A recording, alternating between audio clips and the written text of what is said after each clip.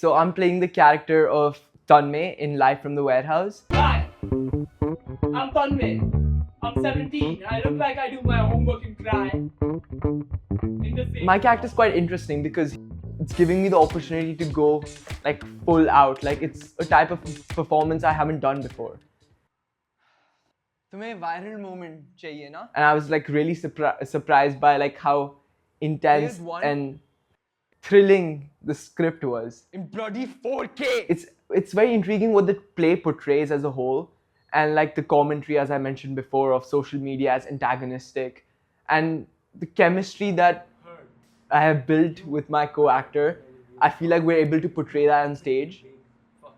I have like a bunch of smaller processes that helps me warm up and get in the zone. Some of them are like with different techniques I've learned through the years.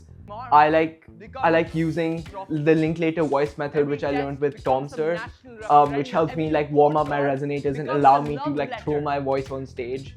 I also like to get into the physicality before I start getting mentally zoned in. I try like push myself to the extremist physicality that my character would be. It's building me up as a performer and also testing my limits as well. Yeah.